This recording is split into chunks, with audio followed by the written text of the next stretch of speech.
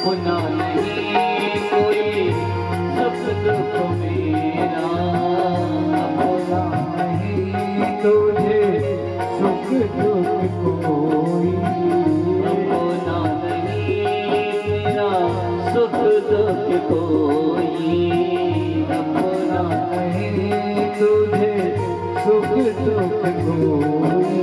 मैं मुस्काया तो मुस्काए, मैं रोया तो रोए, मैं मुस्काया तू मुस्काई, मैं रोया तू रोई। ओ मेरे हंसने पे, ओ मेरे रोने पे तू बलिहारी है।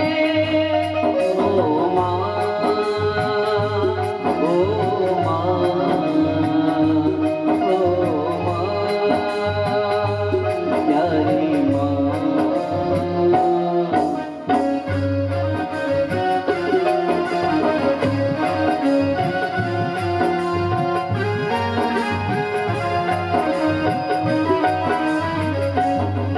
ममता के मंदिर की है तू सबसे प्यारी मोर, भगवान नजर आता तेरी सूरत। जब जब दुनिया में आऊं तेरा ही आंचल पाऊं, जख्मों की बीमारों पे मैं नाम अपना लिख जाऊं। ये बंधन तो प्यार का बंधन है, जन्मों का संगम है। ये बंधन तो प्यार का बंधन है, जन्मों का संगम है।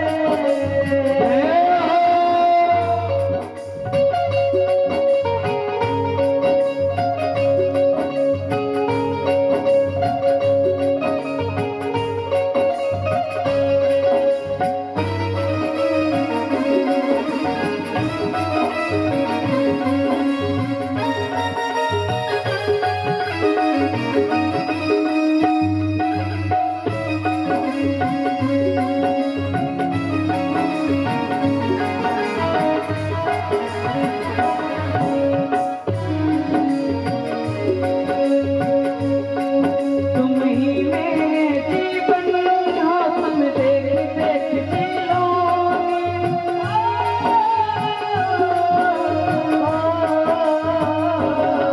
तुम ही मेरे जीवन हो, तुम देख देख के मैं तो तुम्हारी सारी दुनिया को देखती हूँ। तेरे पावन चरणों में आकाश झुका देंगे, तेरी राह में जो चले हो तो खुद को पहचानेंगे। ये बंधन तो प्यार का बंधन है, जन्मों का संगम है। ये बंधन तो प्यार का बंधन है, जन्मों का संगम है।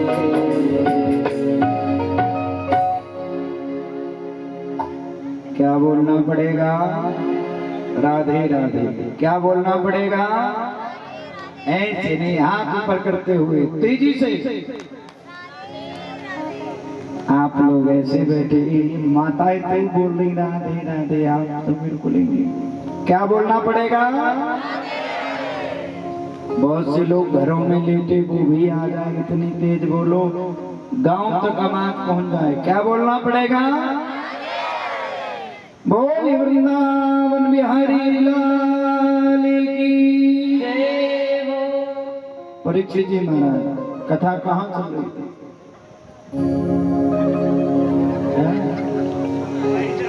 एक जगह हम कथा कहने गए, मैंने परीक्षित जी से पूछा, परीक्षित जी कथा कहाँ चल रही थी? परीक्षित जी बोले नहीं। दूसरा दिन हुआ, फिर पूछा, परीक्षित जी कथा कहाँ चल रही थी? परीक्षित जी फिर भी नहीं बोले।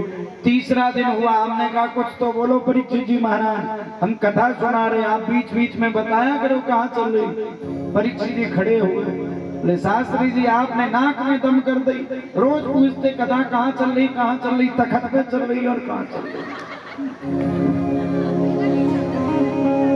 इसलिए निवेदन है कथा पर ध्यान दें विशेष तौर से। सूत जी महाराज कहते हैं सौनकादिक ऋषियों, महाराज आप लोगों से पूछ रहा हूं, सच बताना, आत्मदेव सबसे पहले किसके लिए दुखी थे? अगर कथा सुन रहे हो मन से तो बताओ। आत्मदेव ब्राह्मण सबसे पहले किसके लिए दुखी थे? क्या कथा सुन रहे हो? क्या बात, ताली बजाओ। ये देखो, ये होना चाहिए बेटे के लिए। और जब बेटा हो गया तो बेटे से दुखी।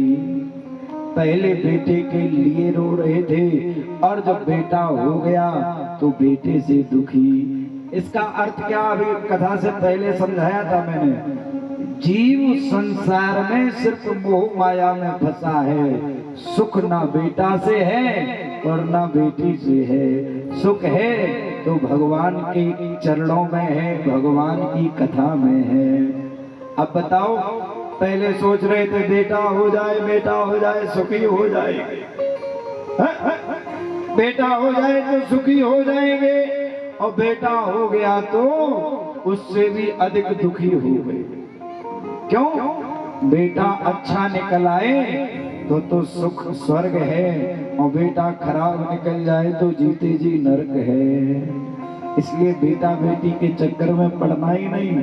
अगर बेटा नहीं है तो भगवान को अपना बेटा मान लो, बेटी नहीं है तो राधा रानी को अपना बेटी मान लो, तुम्हारा सहज में जीवन पार हो जाएगा। प्यारे, ऐसी कथा सुननी चाहिए। कथा का देखो, कथा सब सुनाते हैं और सब सुनते हैं। मैं हर कथा में कहता हूँ, मेरी बात को नोट करना, कथा सुनना बड़ी बात नहीं है। कथा तो महाराज वो बकरी घूम रही वो भी सुन रही, भगवान ने उसको भी कान दिए।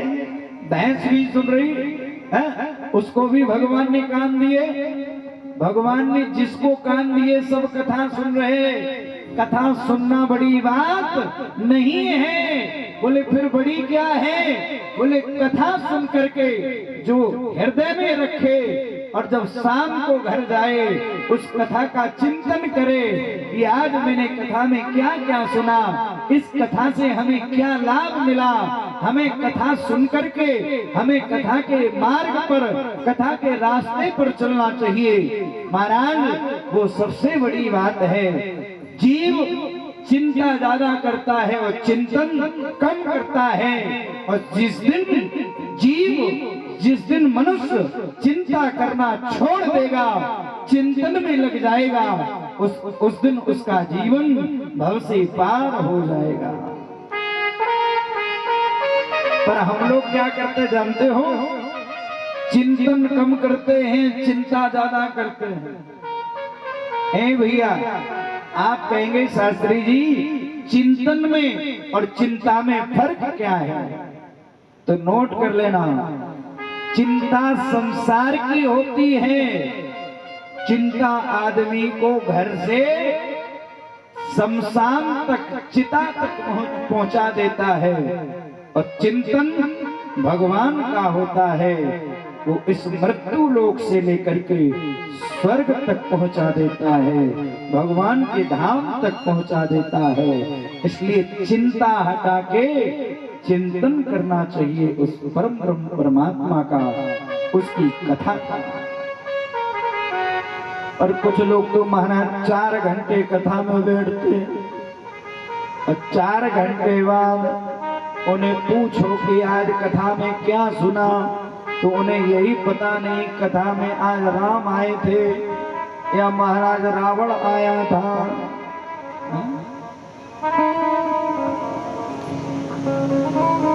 जा पड़ी तुम्हारी कथा शास्त्री जी को अपनी समेटियो, हम तो अपने घर चले। बोले गोविंद भगवान की। भैया हम कथा का प्रसाद बांट रहे, हम कथा रूपी अमृत पान आपको इसलिए नहीं करा रहे कि आप इस कान से सुनो और इससे निकालो। एक बार एक व्यक्ति हमसे प्रश्न कर रहा, और अभी हम इसके पहले सैला मऊ में कथा कर रहे थे महाराज।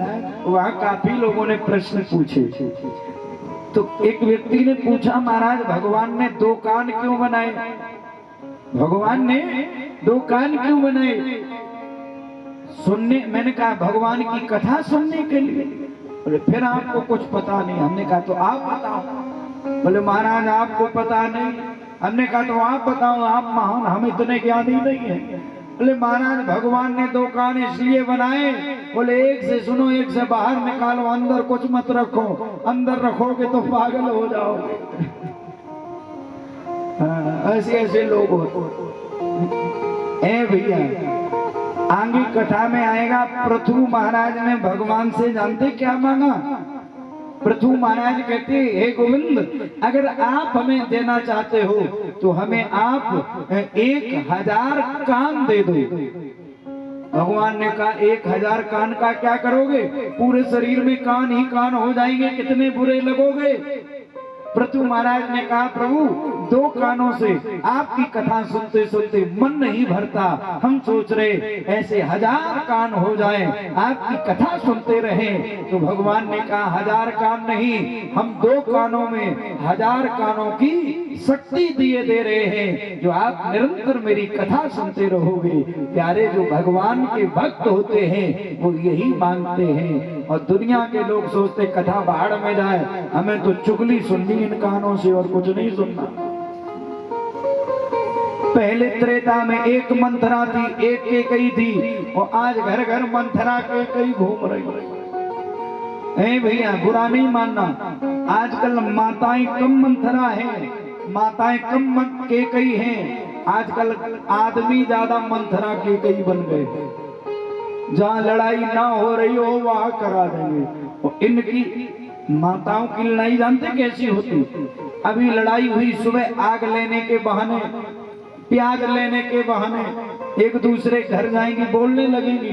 पर इनकी लड़ाई ऐसी है, एक बार हो जाए तो जब तक बदला नहीं ले लेंगे तब तक ये बुलाते नहीं, लड़ाई को चैन से नहीं बैठते। निवेदन है, मैं कथा इसीलिए करता हूँ, मैं व्यासपीठ पर बैठा हूँ, मैं पैसे के लिए नहीं धर्म के प्रचार के लिए कथा करता हूँ। लोगों को मेरी कथा से परिवर्तन होना चाहिए। अगर हम किसी की बुराई करते हैं, अगर हम किसी का महाराज बुरा करते हैं तो उसका सारा पाप हमारे सर पे आ जाता है, उसका पाप कम हो जाता है जिसकी हम बुराई करते हैं। इसलिए निवेदन है, बुरा जो देखने में चला बुरा न मिलिया कोई। इसलिए किसी की बुराई करोगे तो महाराज कुछ मिलने वाला नहीं है, तुम पाप में घुसते जाओगे, नरक में घुसते जाओगे। इसलिए भगवान का भजन करते रहो बस, और कुछ मत देखो। सूत जी महाराज कहते हैं, सोनकादिक ऋषियों, गोकर्ण जी ने कमंडल से जल लिया और सूर्य देवता का आह्वान किया। उसी समय आकाशवाणी हुई। ओहो, क्या आकाशवाणी हुई? व्योमवाणी तदेवान मार से क्षिप्यताम के उपलाभलस्ते भविष्यन्ति न संशयः। बड़ी सुंदर आकाशवाणी हुई। गोकर्ण जी ने उस आकाशवाणी को सुना। श्रीमद्भागवतावार्ता सप्ताहं वाचनं कुरु। आप श्रीमद् भागवत कथा को कराओ, उससे इस प्रेत की मुक्ति हो जाएगी। गोकर्ण जी ने बहुत सुंदर गंगा जी के तट पर श्रीमद् भागवत कथा को करवाया। 7 गांठ का बांस गाड़ दिया। आपके देवसेन नगला में कथाएं बहुत हुई होंगी, हुई कि नहीं? सच बताना। महाराज अभी तक आपको ये बताया किसी ने कि 7 गांठ का बांस क्यों गाड़ते हैं और बांस ही क्यों गाड़ते हैं? भाई 7 गांठ का और बांस ही क्यों? निवेदन है, जरा मैं समझा रहा हूं, नोट करना। क्योंकि भागवत, श्रीमद् भागवत सप्ताह होती है, 7 दिन की होती, इसलिए 7 गांठ का बांस। और बांस ही क्यों? क्योंकि बांस पोला होता है और प्रेत महाराज कभी एक जगह ठहर नहीं सकता। अभी कथा हो रही है कि नहीं? हवा चल रही तो हवा कभी इधर से आती तो कभी इधर से, और प्रेत हवा में कभी एक जगह ठहर नहीं सकता है। और जब तक एकाग्र मन होकर कथा नहीं सुनोगे तब तक तुम्हारा कल्याण नहीं हो सकता है। और महाराज गौकुल जी ने कहा, आप उस बांस के अंदर प्रवेश कर जाओ तो तुम एकाग्र मन होकर कथा सुनोगे, और एकाग्र मन होकर के कथा सुनोगे तो तुम्हारा कल्याण हो जाएगा। महाराज धुंधकारी उस बांस के अंदर प्रवेश कर गया। पहले दिन की कथा हुई, बांस की पहली गांठ फट गई। दूसरे दिन की कथा हुई, दूसरी ग्रंथि फट गई। धीरे धीरे 7वां दिन हुआ, बांस की 7 गांठ फट गई। उस बांस के अंदर से धुंधकारी धवल रूप में प्रकट हो गया। वो धुंधकारी नाचने लगा।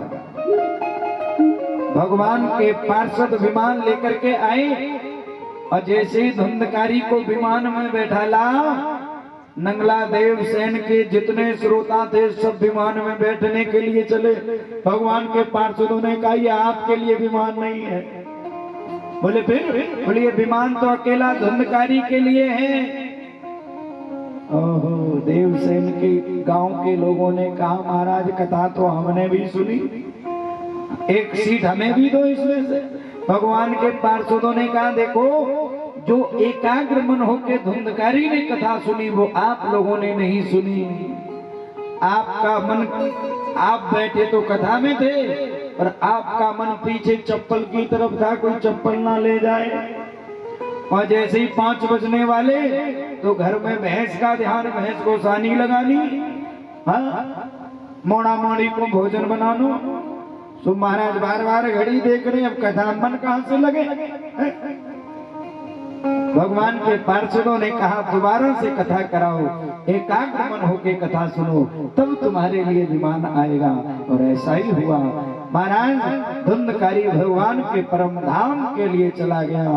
दोबारा से कथा हुई, सभी श्रोता भगवान के परम धाम के लिए चले गए। बोल गोविंद भगवान की जय। कृष्णाय वासुदेव, हरे परमात्मने प्रणत क्लेश नाशाय गोविंदाय नमो नमः। ए भैया, कृष्णाय वासुदेवाय हरे परमात्मने प्रणत क्लेश नाशाय गोविंदाय नमो नमः। जितने लोग श्रोता बैठे हैं, सुबह सुबह ब्रह्म मुहूर्त में स्नान करके और भागवत के इस श्लोक का नित्य प्रति जाप करो। मैं व्यासपीठ से कहता हूँ, तुम्हारे घर का जितना कष्ट होगा, तुम्हारे घर की जितनी गरीबी होगी, तुम्हारे शरीर में जितने रोग होंगे, आप 4 महीने करके देखो, अगर दूर न हो जाए तो आप हमसे मिलना आके मैं स्टाम्प पे लिख दूं। ये भागवत का श्लोक एक एक बड़ा अटल है, सत्य है। महाराज धुंधकारी भगवान के परम धाम के लिए चला गया। आइए हम भी अब आगे कथा की ओर बढ़ते हैं और बड़े भाव से, बड़े प्रेम से भगवान को मनाते हुए। और चली जा रही है उम्र धीरे धीरे, जितने हमारे श्रोता बैठे हैं परीक्षित जी महाराज, हम घर में बच्चे का जन्मदिन मनाते हैं कि नहीं? है? बच्चे का जन्मदिन मनाते हैं, मोमबत्ती जलाते हैं, केक मंगाते हैं, केक में मोमबत्ती लगा के फिर फूकते हैं मोमबत्तियों, कहते हैं हैप्पी बर्थडे टू यू। क्या कहते हैं? क्यों कहते जानते हो? अब मेरा बेटा बड़ा हो गया, अब 5 वर्ष का हो गया, अब 6 वर्ष का हो गया, अब 10 वर्ष का हो गया, 20 वर्ष का हो गया। ए भैया, तुम्हारा बेटा बड़ा नहीं हो रहा, तुम्हारे बेटे की उम्र घट रही है और चली जा रही है उम्र धीरे धीरे, चली जा रही है उम्र धीरे धीरे, चली जा रही है उम्र धीरे धीरे, चली जा रही है उम्र धीरे धीरे, उम्र धीरे धीरे, उम्र धीरे धीरे, उम्र धीरे धीरे, उम्र धीरे धीरे, धीरे धीरे धीरे धीरे, उम्र धीरे धीरे, चली जा रही है उम्र धीरे धीरे, चली जा रही है उम्र धीरे धीरे। एक बार हाथ मेरे के लिए निकल गया। हरि बोल।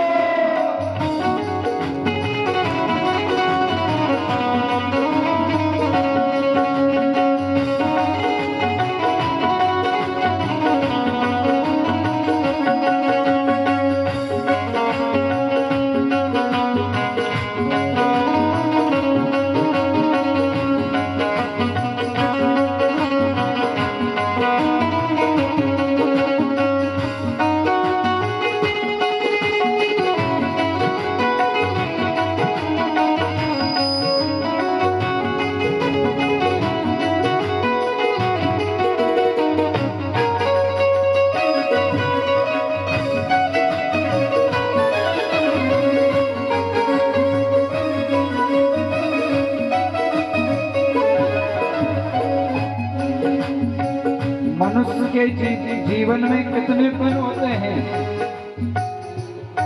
3 पन, और शास्त्र के अनुसार देखो तो 7 पन होते। कई माताओं से लड़ाई हो जाए गांव में तो क्या कहते हैं? ये सतपन का उतरा है। बचपन भी जाए, जवानी भी जाए, बचपन भी जाए, जवानी भी जाए, बचपन भी जाए, जवानी भी जाए, बुढ़ापे का होगा असर धीरे धीरे, बुढ़ापे का होगा असर धीरे धीरे, चली जा रही है उम्र धीरे धीरे, चली जा रही है उम्र धीरे धीरे। हरि बोल।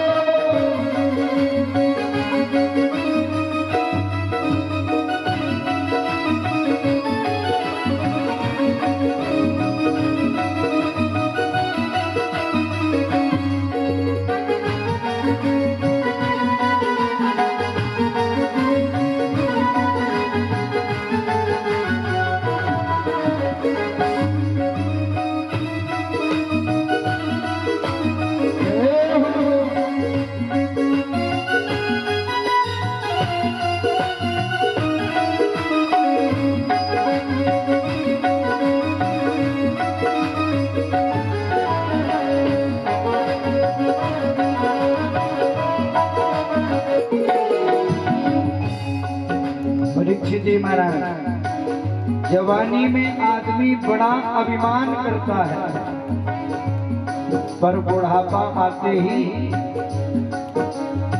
तेरे हाथ पाँव में बल ना रहेगा, तेरे हाथ पाँव में बल ना रहेगा। हाथ पैरों में जब ताकत नहीं रहती फिर क्या कहते, परे परे जानते। तेरे जैसा था तब 10-10 को पटकता था, अरे पटकते थे तब पटकते थे, अब थोड़ी नहीं पटक दूंगा। तेरे हाथ पाँव बल ना रहेगा, तेरे हाथ पाँव में बल ना रहेगा। झुकेगी तुम्हारी कमर धीरे धीरे, झुकेगी तुम्हारी कमर धीरे धीरे। चली जा रही है उम्र धीरे धीरे, चली जा रही है उम्र धीरे धीरे। उम्र धीरे धीरे, उम्र धीरे धीरे, उम्र धीरे धीरे धीरे, उम्र धीरे धीरे, उम्र धीरे धीरे धीरे, उम्र धीरे धीरे। चली जा रही है उम्र धीरे धीरे, चली जा रही है उम्र धीरे धीरे।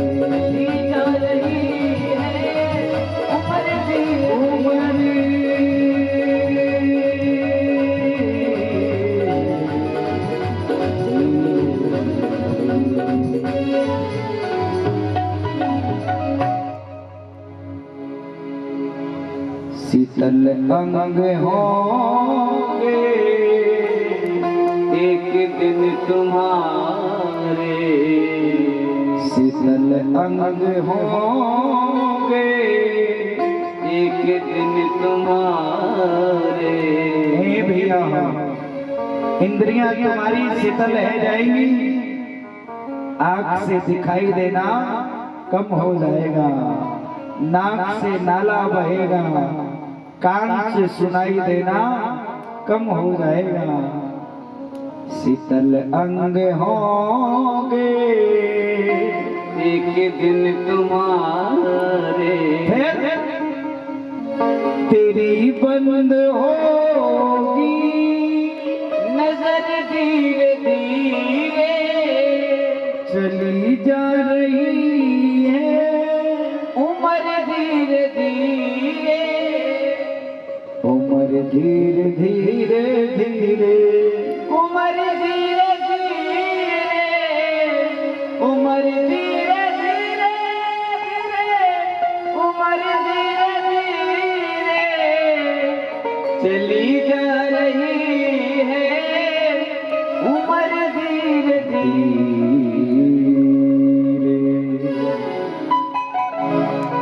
बोली बोल भगवान की जय, बोली राधा रानी सरकार की। जय हो। परीक्षित जी महाराज आगे कथा प्रसंग पर, कथा में सबसे पहले कथावाचक आता है और बाद में श्रोता आता है। यही कथा आप लोग प्लीज 5 मिनट के लिए मेरी तरफ ध्यान दें। यही कथा सूत जी महाराज ने सौनकादिक ऋषियों को सुनाई और यही कथा महाराज सनत कुमारों ने नारद जी को सुनाई और यही कथा सुखदेव जी ने राजा परीक्षित को सुनाई। अब जरा सुखदेव जी का जन्म हो, उसके बाद परीक्षित जी का जन्म हो, और परीक्षित जी का जन्म हो तब महाभारत की कथा आए। आज बड़ी सुंदर महाभारत की कथा है। महाराज सूत जी महाराज कहते हैं, सौनकादिक ऋषियों, एक बार नारद जी कैलाश पर्वत पर गए। भोले बाबा भ्रमण करने के लिए गए। कैलाश पर्वत पर मैया पार्वती नारद जी को देख करके बड़ी प्रसन्न हुई। महाराज स्वागत सत्कार किया, जलपान कराया। भोले बाबा भ्रमण के लिए गए। मैया पार्वती कहती हैं, गुरुदेव जल्दी जल्दी आया करो, जिससे हमें सत्संग की, ज्ञान की प्राप्ति होती रहे। ऐ भैया, जितने हमारे पिता तुल बैठे, मैया पार्वती के गुरु कौन है? जबकि हम अभी बता चुके हैं, मैया पार्वती के गुरु नारद जी हैं। नारद जी ने मैया पार्वती से कहा, देखो मैं उस जगह कम जाता हूँ जहाँ लोग छल और कपट करते हैं। मैया पार्वती ने कहा, गुरुदेव नाना, मेरे कैलाश पर्वत पर तो चूहा और बिल्ली एक साथ रहते हैं। हमारे कैलाश पर्वत पर कोई छल कपट नहीं करता। नारद जी कहते, कोई नहीं करता वो बात छोड़ो, सबसे बड़ा कपट तो तुम्हारे पति भोले बाबा तुमसे करते हैं। हम मैया पार्वती की भौएं ऊपर चढ़ गए। मेरे पति और हमसे कपट? ना ना, गुरु मंत्र किसी को नहीं बताया जाता, वो मेरे पति ने हमें बताया, हमसे बिल्कुल कपट नहीं करते हैं। नारद जी ने कहा, अगर कपट नहीं करते हो तो सुनो, उनके गले में मुंडों की माला है, कभी तुम्हें बताई वो किसकी है? मैया पार्वती ने कहा, ये तो कभी नहीं बताया किसकी है। नारद जी कहते, ये कपट नहीं तो क्या है? आज घर पर आए तो उन्हें पूछना ये माला किसकी पहने हो। इतना कह के नारद जी तो प्रस्थान कर गए। रास्ते में भोले बाबा से भेंट हो गई। भोले बाबा ने इशारा किया, कहाँ नारद जी? नारद जी ने कहा, आपके कैलाश पर्वत पर गया था, आप थे नहीं सो जा रहा हूँ। भोले बाबा ने कहा, मैं आ गया हूँ, चलो। बोले, अभी नहीं, अभी तो जल्दी में हूँ, फिर कभी आऊंगा। भोले बाबा समझ गए आग लगानी थी, जो लगा के आ गए, अब तुम जा रहे हो। भोले बाबा कैलाश पर्वत पर पहुंचे। मैया पार्वती पहले से मुंह फुलाए बैठी। ए भैया, पति पत्नी में झगड़ा कराना हो तो पति को खूब भड़काना, घर में लड़ाई नहीं हो सकती, और पत्नी को थोड़ा भड़का देना, पति का गला ही पकड़ के ऐंठ देगी। बुरा नहीं मानना, थोड़ा सा पत्नी को भड़का दो, फिर देखो पति की आफत आ जाएगी। पड़ोसन बहन अगर सोने का हार बनवा के ले आए और दिखा दे अपनी पड़ोसन को, देख बहन आज मेरे पति मेरे लिए सोने का हार बनवा के लाए, ए भैया आग लग जाएगी, आग। और शाम को कहो पति को महाराज रात के 12 बजे तक हाँ नहीं करा लेगी, तब तक वो ना तो खाना खाएगी और ना पति को खाने देगी। क्यों माता, बात सही है कि नहीं? पड़ोसन का हार आया, वैसे ही मेरा बनवा के ला। तू निठल्ला बैठा रहता, जब तक हार नहीं आएगा ना खाना खाऊंगी ना खाने दूंगी। अरे भैया, निवेदन है, पति के पास जो व्यवस्था है, पत्नी को उसी में खुश रहना चाहिए। पति के पास तो 5 रुपए की व्यवस्था है और तुम 5 लाख की कहोगी, वो कहां से लाएगा? इसलिए घर में लड़ाई नहीं करनी, झगड़ा नहीं करना, क्लेश नहीं करना। पति पर जो है उसी में पत्नी को प्रसन्न रहना चाहिए, वही सच्ची पतिव्रता नारी होती है। महाराज सूत जी महाराज कहते हैं, सौनकादिक ऋषियों, भोले बाबा ने पूछ दिया, देवी इतनी नाराज क्यों हो? अरे तुम्हारा मुंह फूला हुआ। मैया पार्वती ने कहा, वाह हमें क्या पता तुम अंदर ऊपर से काले हो और अंदर से भी काले हो गए। आप हमसे इतना छल कपट करते हो। अगर मुझे ये पता होता आप हमसे इतना छल कपट करते हो तो मैं आपसे कभी विवाह नहीं करती। आप हमसे इतना छल कपट करते हो। ओहो महाराज, अब भोले बाबा हाथ जोड़ रहे, देवी बताओ तो सही कारण क्या, इतना नाराजगी? मैया पार्वती कहती, आपके गले में मुन्नों की माला, आपने कभी हमें बताई ये मुन्नों की माला किसकी है? भोले बाबा ने कहा, इतनी छोटी सी बात के पीछे इतनी मुंह फुलाने की जरूरत क्या? अरे देवी ये मुन्नों की माला और किसी की नहीं है, इसमें 108 मुंड हैं। तुम्हारा 108 बार जन्म और मरण हो गया। जब भी तुम्हारा मरण हुआ मैंने तुम्हारा मुंड निकाल के इस माला में पिरो लिया। तुम्हारे ही मुंड हैं और तुम्हारा 108 बार जन्म और मरण हो गया। मैया पार्वती के तो होश बिगड़ गए। मैया पार्वती कहती, हम 108 बार मेरा जन्म और मरण हो गया और तुम्हें बुखार तक नहीं आया, तुम ऐसे के ऐसे बने।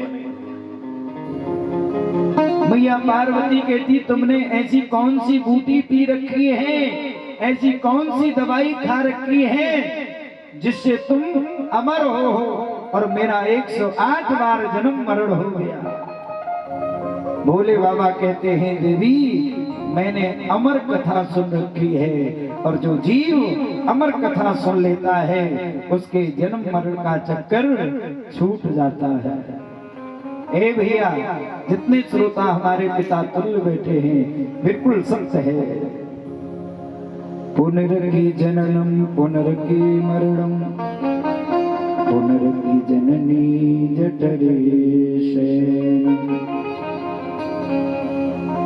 जे संसारे खल विस्तारे भज गोविंदम भज गोविंदम भज गोविंदम पाहि मुरारी।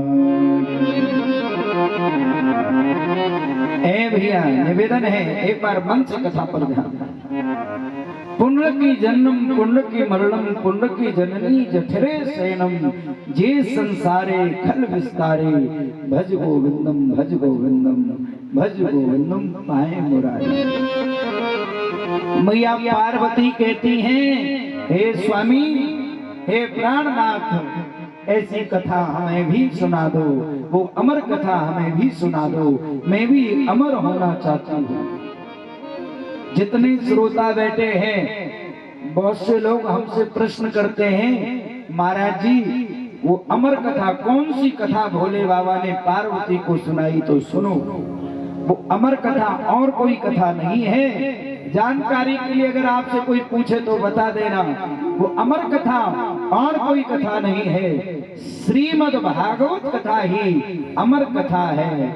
महाराज भोले बाबा सदैव मैया पार्वती को राम कथा सुनाते थे, पर आज पहली बार भोले बाबा मैया पार्वती को कृष्ण कथा सुना रहे हैं, भागवत कथा सुना रहे। भोले बाबा कह रहे, देखो देवी मैं तुम्हें अमर कथा सुना रहा हूँ पर आंख बंद करके कथा सुनाऊंगा और तुम हुंकारा भरती रहना बीच में, और अगर हुंकारा बंद हो गया तो कथा बंद हो जाएगी। मैया पार्वती हुंकारा भर रही और महाराज भोले बाबा कथा सुना रहे आंख बंद करके। हुंकारा का अर्थ जानते हो? भोले बाबा कथा सुना रहे, मैया पार्वती पीछे से और यहाँ तो कोई हुंकारा भी नहीं दे रहा है, ऐसा लग रहा है जैसे निमंत्रण खाने आए। अब आप दे रहे हो पीछे, ऐसा लग रहा है। आपके लिए तो बहुत बहुत धन्यवाद। दादाजी कह रहे हम तो सर हिला रहे हैं बार बार। बहुत बहुत धन्यवाद महाराज। मैया पार्वती कथा सुन रही, भोले बाबा कथा सुना रहे। कैलाश पर्वत पर एक तोते का अंडा पड़ा है। पहले दिन की कथा सुनी, दूसरे दिन की कथा सुनी, वो अंडा कथा के प्रभाव से फूट गया, उसमें से पक्षी प्रवर्तित हो गया। तीसरे दिन की कथा सुनी तो वो पक्षी और बड़ा हो गया। चौथे दिन की कथा सुनी तो वो पक्षी और बड़ा हो गया।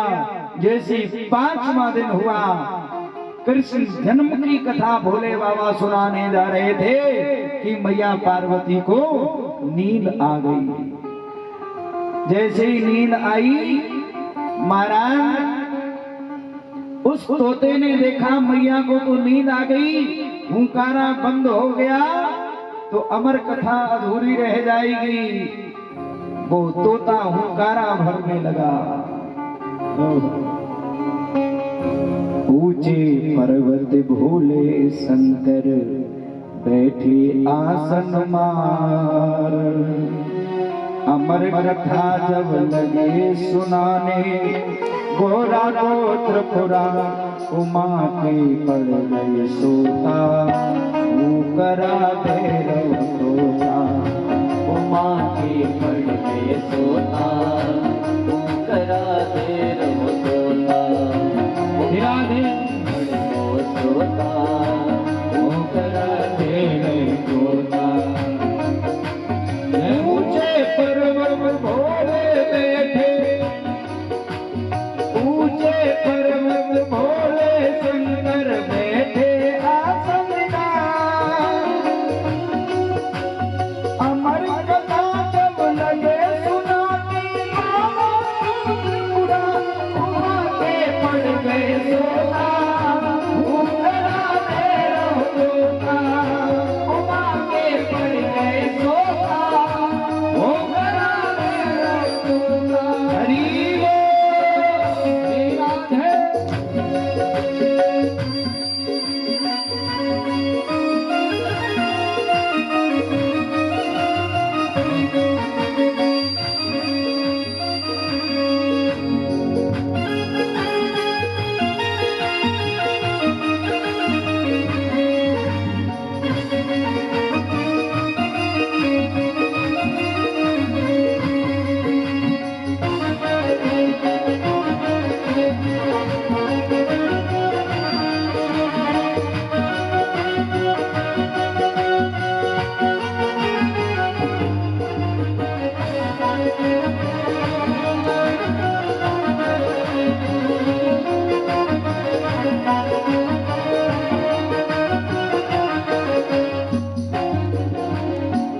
भैया, मैया पार्वती को नींद आ गई और वो तोता हुंकरा दे रहा।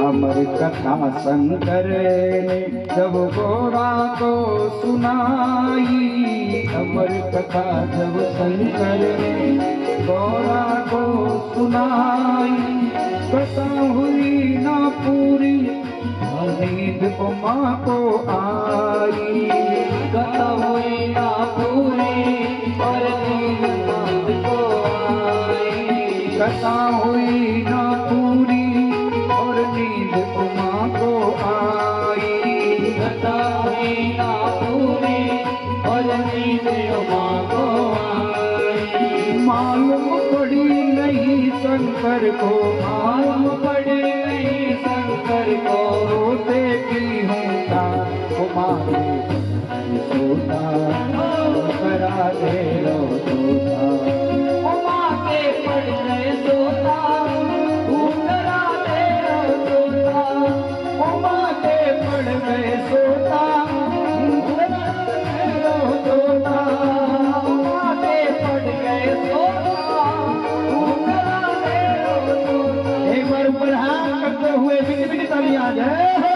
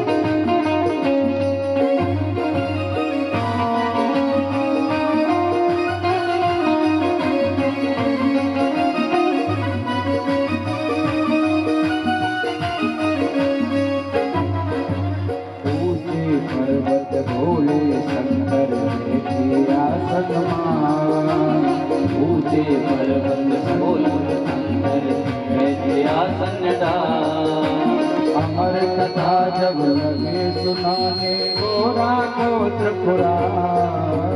अमर कथा जब लगे सुनाने गोरा को त्रिपुरार। उमा के पड़ गए सोता करा दे रहो तोता। उमा के पड़ गए सोता करा दे रहो तोता। उमा के पड़ गए सोता करा दे रहो तोता। ओहो, जैसे ही 7वां दिन पूरा हुआ भोले बाबा ने जयकारा लगाया। बोले गोविंद भगवान की जय। मैया पार्वती की नींद टूटी। प्रभु भगवान का जन्म हुआ, उसके बाद फिर आगे क्या हुआ? भोले बाबा ने माथे से हाथ मारा, ले पूरी कथा हो गई और तुम अभी कृष्ण जन्म पर पड़ी हो। मैया पार्वती ने हाथ जोड़े, स्वामी आप जब कृष्ण जन्म की कथा सुना रहे थे तो हमें नींद आ गई। भोले बाबा को क्रोध आ गया, जब तुम्हें नींद आ गई तो हुक्कारा कौन भर रहा था? आप भोले बाबा ने त्रिशूल उठाया, कैलाश पर्वत के चारों तरफ देखा। जिसने मेरी अमर कथा को चोरी से सुना है उसे मैं छोड़ूंगा नहीं, समाप्त कर दूंगा। महाराज एक पक्षी दिखाई दिया, वो पक्षी तोते का रूप लेकर के उड़ना प्रारंभ कर दिया।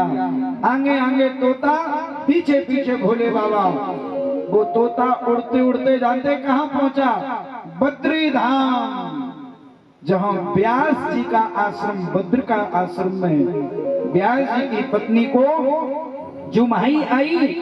वो तोता सूक्ष्म रूप लेके मुख के द्वारा गर्भ में प्रवेश कर गया। महाराज भोले बाबा की भेंट हो गई व्यास जी से। व्यास जी ने कहा आप मेरे आश्रम में पधारे हो, बड़ी सौभाग्य की बात है। भोले बाबा कहते तुम्हारे आश्रम में चोर छुपा, पहले उसे बाहर निकालो, मैं उसे मारना चाहता हूँ। व्यास जी ने कहा कैसा चोर? बोले मेरे कैलाश पर्वत पर उसने अमर कथा चोरी से सुनी है, मैं उसे अभी मारूंगा। व्यास जी हंसने लगे, हे भोले भूतनाथ, आप ज्ञानी होकर के अज्ञान की बात कर रहे हो। अरे जिसने अमर कथा सुनी हो, जो अमर हो गया हो, आप उसे कैसे मार सकते हो? भोले बाबा पुनः कैलाश पर्वत पर आ गए। मैया के गर्भ में, ए भैया, बालक माँ के गर्भ में कितने महीने रहता है? बोलो 9 महीने। पर व्यास जी की पत्नी, व्यास जी जानते हो जिन्होंने इस भागवत को लिखा है, व्यास जी की पत्नी के गर्भ में ये बालक 12 वर्ष तक रहा। कितने? 12 वर्ष। व्यास जी ने हाथ जोड़े, आप गर्भ में कौन हो?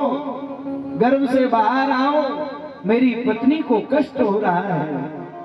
गर्भ से आवाज आई, मैं गर्भ से बाहर नहीं आऊंगा, गर्भ से बाहर आऊंगा तो भगवान की माया मुझे घेर लेगी। अगर भगवान हमें वचन दें आके कि तुम्हारी माया हमें सताएगी नहीं तो मैं गर्भ से बाहर आऊंगा, अन्यथा पूरा जीवन में गर्भ में ही व्यतीत कर दूंगा। भगवान ने स्वयं वचन दिया, आप गर्भ से बाहर आओ, तुम्हें मेरी माया नहीं सताएगी। ए भैया, 3 लोग ऐसे हैं जिन्होंने गर्भ में ही शिक्षा ली। जानते हो कौन? माताओं। पहला अभिमन्यु, सारी चक्रव्यूह की रचना अभिमन्यु ने मां के गर्भ में ही सीखी। पूरी चक्रव्यूह की रचना को सीख लिया। महाराज चक्रव्यूह की रचना को सीखा, पर तोड़ने की क्रिया सुनाने जा रहे थे, तब तक मां को नींद आ गई। अभिमन्यु ये सीखना भूल गए कि इस चक्रव्यूह को तोड़ना कैसे है। ए भैया, माताओं, जब माताओं को गर्व आता है 5 महीने से 9 महीने तक माताओं को भगवान की कथा सुननी चाहिए। अपने कमरे में राधा कृष्ण सीताराम का चित्र लगाना चाहिए। मैं गारंटी से कहता हूं व्यासपीठ से, तुम्हारे घर में ध्रुव और प्रहलाद जन्म लेंगे। क्या अब घर में माँ के गर्भ है, अब माँ फिल्म देख रही, टीवी में सीरियल देख रही, समरन की ससुराल। अब महाराज माँ फिल्म देख रही, सीरियल देख रही, और कमरे में गोविंदा के, अमिताभ बच्चन के, हीरोइन के, हीरो के फोटो लगे। अब बोलो घर में कौन पैदा होगा? जब गर्भ हो, मैं गारंटी से कहता हूं, जब गर्भ आता है, गर्भ का 5वां महीना लगता है, घर में किसी से झगड़ा नहीं करना, चिड़चिड़ापन नहीं होना चाहिए, मन शांत होना चाहिए, भगवान का भजन करना चाहिए, कथा सुननी चाहिए और रोज भगवान का दर्शन करना चाहिए। अपने कमरे में चित्र लगा के मैं व्यासपीठ से ऐलान करता हूँ, तुम्हारे घर में ध्रुव और प्रहलाद होंगे। और तुम गर्भ के समय सास से लड़ोगी, ससुर से लड़ोगी, तो तुम्हारे घर में ऐसा लड़ने वाला पैदा होगा जो और किसी से नहीं, बुढ़ापे में तुम्हें ही लाठी से मारेगा। इसलिए निवेदन है मेरा, ये कथा शिक्षा दे रही है, कथा से शिक्षा लेकर के जाओ। दूसरा कौन है? अष्टावक्र। महाराज अष्टावक्र ने 4 वेद, 6 शास्त्र, 18 पुराणों को गर्भ में ही सीख लिया। अष्टावक्र के जो पिताजी थे ना, अपनी पत्नी को गर्भ में वेद सुनाते थे। अष्टावक्र गर्भ में जब पिता सुनाते थे तो गर्भ में ही सारा वेद सीख गया। जैसे ही 9वां महीना लगा, पिताजी वेद पढ़ रहे थे, पिताजी से एक वेद की पंक्ति गलत हो गई। अष्टावक्र गर्भ से ही बोल पड़े, आवाज आई, पिताजी आप गलत पंक्ति पढ़ रहे हो वेद की। अष्टावक्र के पिता को क्रोध आया, अभी तो ये गर्भ से बाहर नहीं आया, तब हमें जवाब दे रहा है, और गर्भ से बाहर आया तो ये क्या करेगा? अष्टावक्र के पिता को क्रोध आया, अपनी पत्नी के गर्भ में लात मारी, ये गर्भ में ही 8 जगह से टेढ़ा हो गया। महाराज तीसरा कौन है जो अभी गर्भ में है? सुखदेव जी महाराज। भगवान ने वचन दिया, आप गर्भ से बाहर आओ, तुम्हें मेरी माया नहीं सताएगी। अरे भैया, मैं व्यासपीठ पर बैठा हूँ, आप लोग कथा सुन रहे हैं, मैं सत्य बोल रहा हूँ। ये माया ऐसी प्रबल है, माया ऐसी प्रबल है, किसी को छोड़ती नहीं है। जीव जब गर्भ में होता है ना, तो अकेले सुखदेव जी महाराज ने नहीं, हम आप भी गर्भ में भगवान से वचन दे के आते हैं, भगवान को वादा करके आते हैं। जब जीव गर्भ में होता है ना, ए मेरी मैया, जब जीव गर्भ में होता है तो माँ चटपटी चीज का सेवन करती है, मिर्च खाती है, तो अंदर उस मांस के लोथड़ा में जो जीव पल रहा, उसमें जाके चुभती है। हमारे तो अभी चमड़ी है ऊपर, पर अंदर गर्भ में मांस का लोथड़ा होता है, ऊपर चमड़ी नहीं होती गर्भ में। जब वो जीव के अंदर मिर्च लगती है, तब वो जीव तड़पता है, तब वो जीव कहता है, गोविंद इस गर्भ से हमें बाहर निकालो, इस नरक से हमें बाहर निकालो। भगवान कहते, नरक से बाहर तो निकाल लूंगा, और इसके बदले में तू हमें देगा क्या? तब जीव गर्भ से कहता, गोविंद मैं तुम्हें वचन दे रहा हूँ, मैं तुम्हें वचन दे रहा हूँ, आप हमें एक बार गर्भ से बाहर निकालो, मैं तुम्हारा भजन करूंगा, भजन के सिवा और कुछ नहीं करूंगा। ए भैया, हम आप जितने लोग बैठे, जितना संसार, सब भगवान को वचन दे के आते हैं गर्भ में। पर गोस्वामी तुलसीदास जी क्या लिख रहे हैं जानते हो? भूमि परत भा डाबर पानी, भूमि परत भा डाबर पानी, भूमि परत भा डाबर पानी।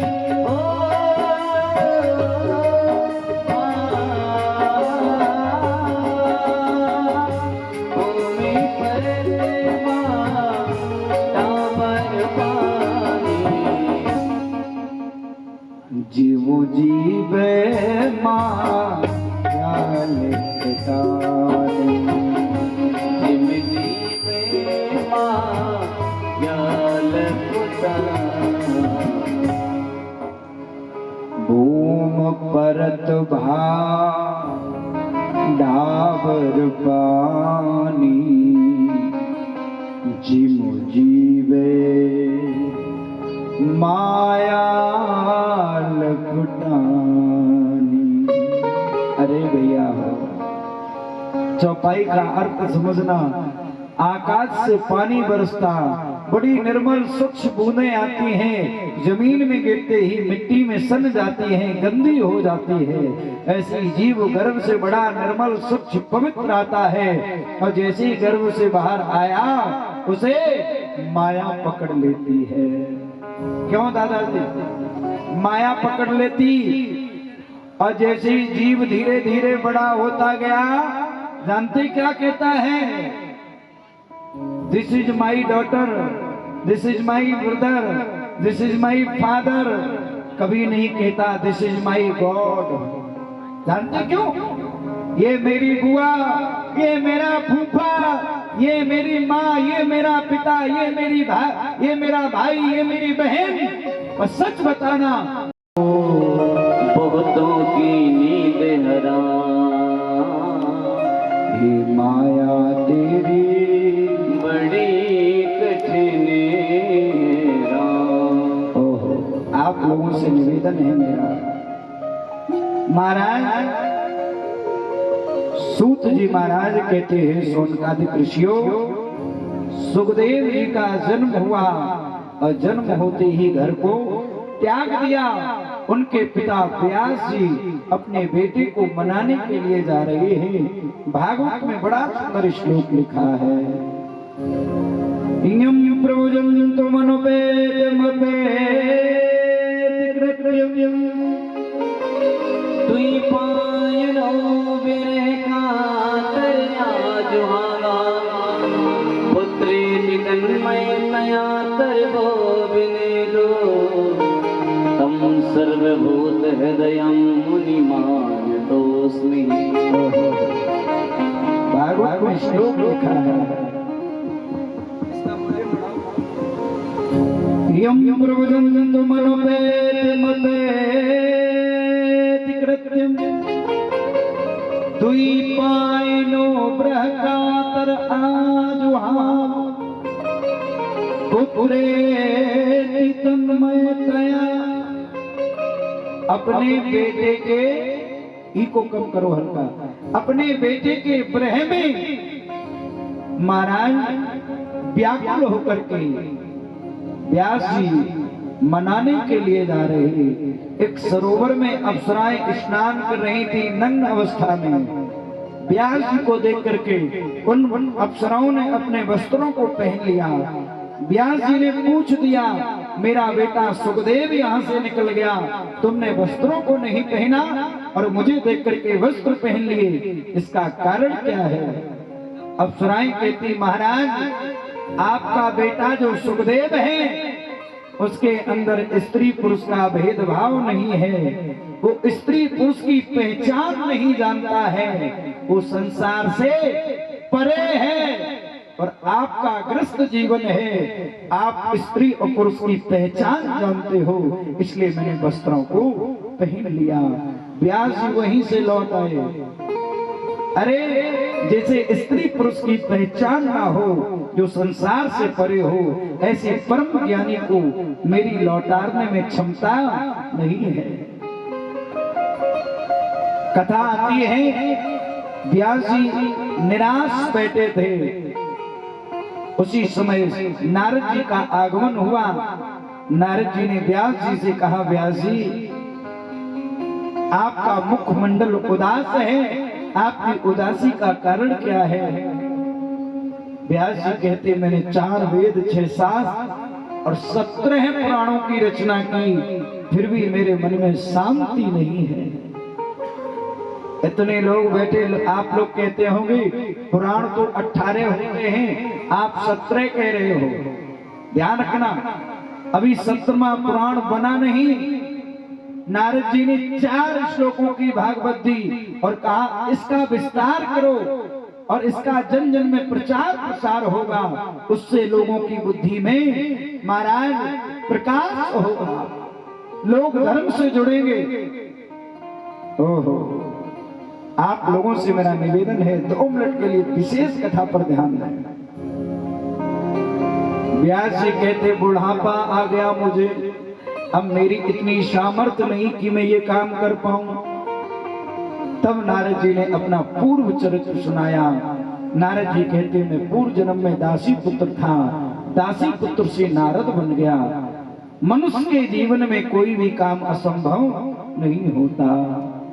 कौन सुकाज कठिन जग माई, अजो नहीं होए तात तुम माई।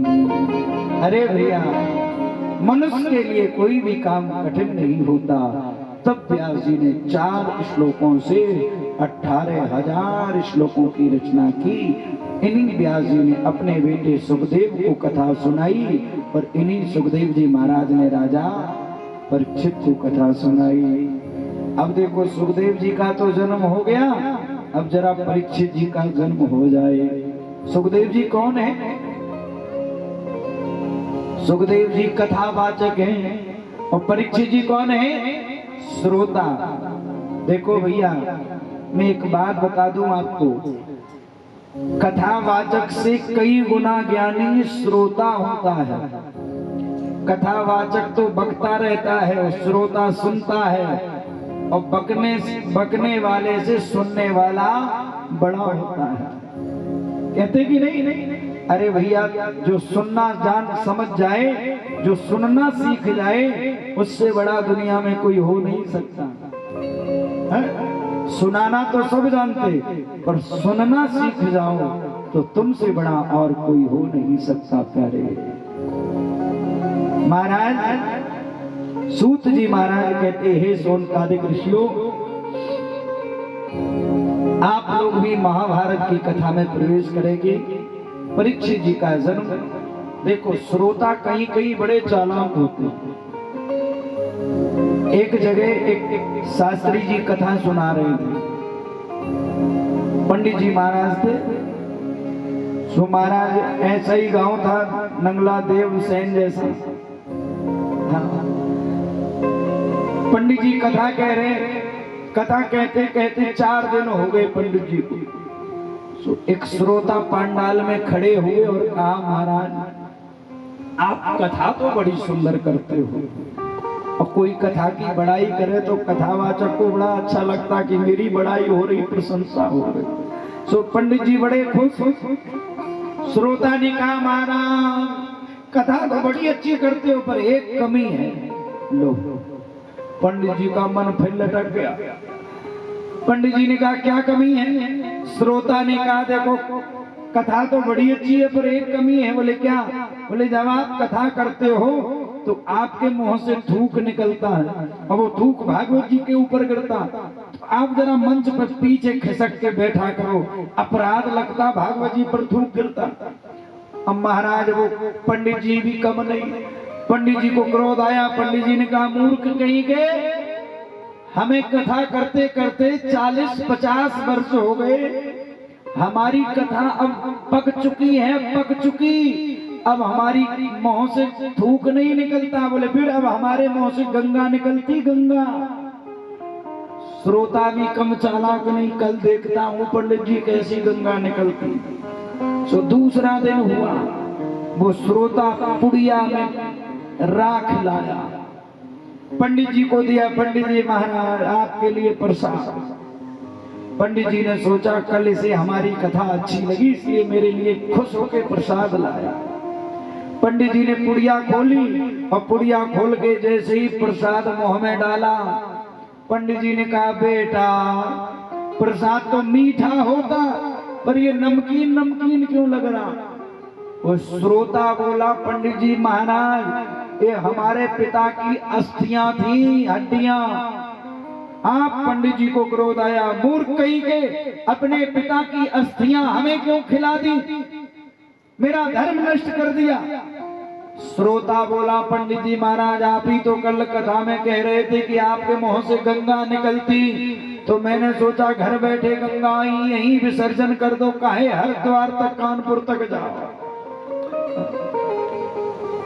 ए भैया श्रोताओं से कोई जीत नहीं सकता, कथावाचक से बड़े श्रोता होते हैं। हम तो भैया ऊपर बैठे बक रहे और तुम लोग बड़े प्रेम से सुन रहे हैं। 4 घंटे में पसीना फेंक जाते, 5 घंटे में, और तुम लोग देखो आराम से कूलर में बैठे। और जय की कहो तो जय वहीं धीरे से बोलियो जी बोली गोविंद भगवान की। एक जगह हम कथा कहने गए, हमने कहा जय बोलो। श्रोता एक खड़े हो गए, बोले महाराज आपने पैसा लिए किराए से आए सो तुम बोलो। हम कहा किराए से आए, हम तो प्रसाद के लिए आए सो तुम बोलो। तुम किराए से आए पैसा ले सो तुम पैसा काहे के ले सो बोलो। बोले गोविंद भगवान की। महाराज एक जगह कथा करने गए, सच्ची घटना कथा। महाराज चौथा 5वां दिन था, एक बूढ़ी मैया कथा सुन सुन के बड़ी तेजी से रो रही। मैंने सोचा इस मैया को कथा अच्छी लगी, सो आरती हुई। आरती के बाद में मैया से मिले जाके मैंने मैया से कहा मैया पूरे पंडाल में किसी को हमारी कथा अच्छी नहीं लगी, तुम्हें इतनी अच्छी लगी तुम रो रही। वो मैया बोली महाराज कथा फता अच्छी नहीं लगी। मैंने कहा फिर काहे को रोई रही। बोले यह वजह से रोई रही जैसे तुम चिल्लाए रहे, ऐसी चिल्लाए चिल्लाए कि मेरे भैंस को पड़ रहा और मर गो, सो मोई लग रही तुम ना कहूं चले जाओ, यह वजह से रोई रही मैं। धन्य है बोले बाकी बिहारी लाल की। आइए कथा पर ध्यान देते हैं। महाराज सूत जी महाराज कहते हैं शौनकादिक ऋषियों परीक्षित जी का जन्म महाभारत की कथा से हुआ। आइए हम लोग महाभारत की कथा में प्रवेश करने से पहले 2 मिनट भगवान के चरणों में मन लगाते हुए आज महाभारत की कथा बड़ी सुंदर, हम ऊपर हाथ क्यों करवाते इसका अर्थ भी आपको समझाएंगे। महाराज कथा में ऊपर हाथ करने का अर्थ क्या है, अगर सही लगे तो कल से करना और ना लगे तो बिल्कुल मत करना, मैं समझाऊंगा। आप आइए हमारे साथ में कथा में आगे प्रवेश करेंगे बड़े भाव से। तीनों लोकन से प्यारी और राधा रानी हमारी, तीनों लोकन से प्यारी और राधा रानी हमारी, तीनों लोकन से राधा रानी हमारी, तीनों लोकन से राधा रानी हमारी, हमारी महारानी हमारी।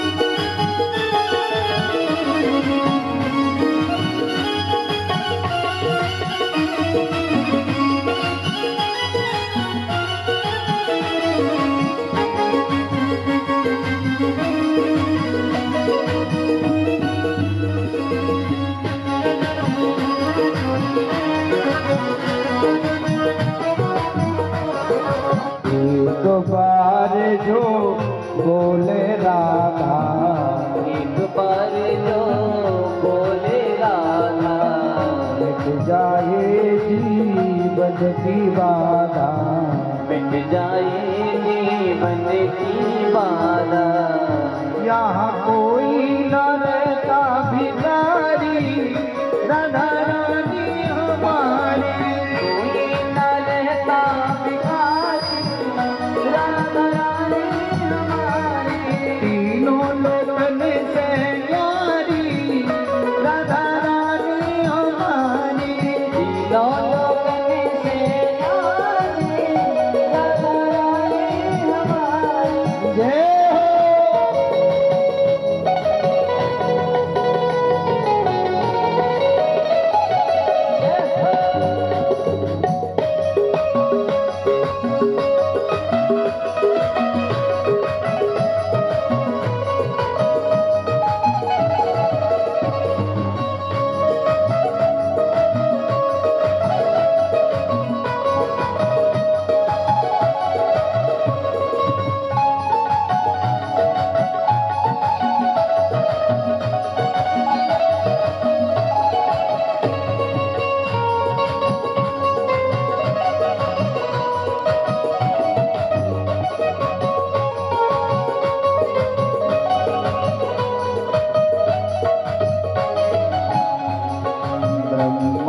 विष्णु आरती उतारे, ब्रह्मा विष्णु आरती उतारे, ब्रह्मा विष्णु आरती उतारे, ब्रह्मा विष्णु आरती उतारे।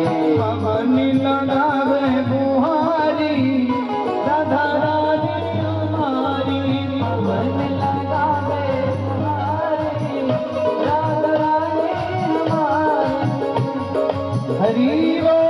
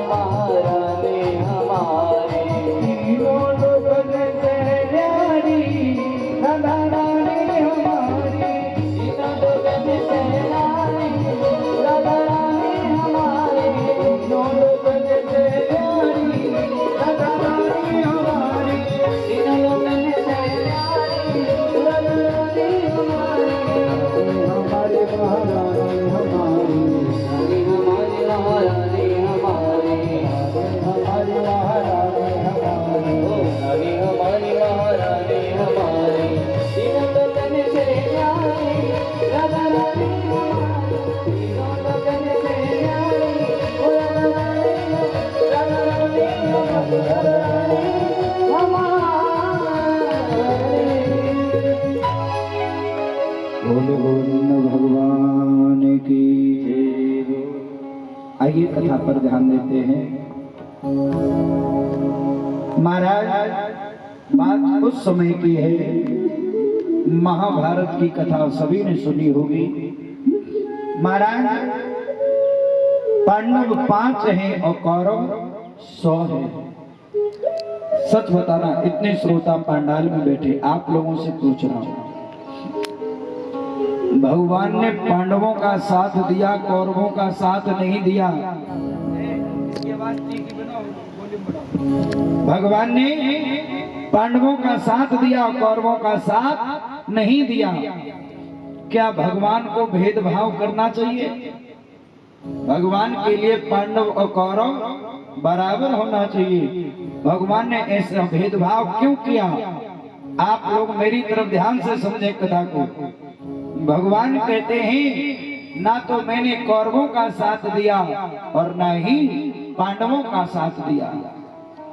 भगवान कहते हैं पांडव धर्म पर चलते हैं और कौरव अधर्म पर चलते हैं। मैंने सिर्फ धर्म का साथ दिया और अधर्म का साथ नहीं दिया। ये कथा शिक्षा क्या दे रही, कथा संदेश क्या दे रही? बोले जो मनुष्य धर्म पर चलता है भगवान उसका साथ निभाते हैं, और जो अधर्म पर चलता है भगवान उसकी तरफ देखते तक नहीं है। ए भैया, तुम भाई का 1 बीघा खेत जबरदस्ती छीन लो, छल कपट से ले लो, तो तुमने अधर्म कर लिया। तुमने 1 बीघा खेत जरूर ले लिया और बहुत बड़ा अपराध कर लिया, बहुत बड़ा अधर्म कर लिया। भगवान तुम्हारा 7 जन्म तक साथ देने वाला नहीं है, ये मैं व्यासपीठ से कहता हूं। इसलिए निवेदन है, कथा संदेश दे रही है, भाई भाई का हक नहीं खाना चाहिए। ये कथा से शिक्षा लेके जाओ। अरे भैया वो तो 1 बीघा थोड़ी सी मेड़ काट दे तो भाई भाई को मारने के लिए तैयार हो जाते हैं।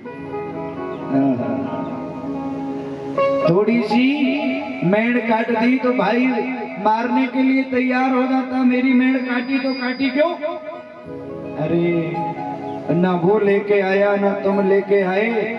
भाई भाई प्रेम से रहो, भाई भाई को प्रेम से रहना चाहिए।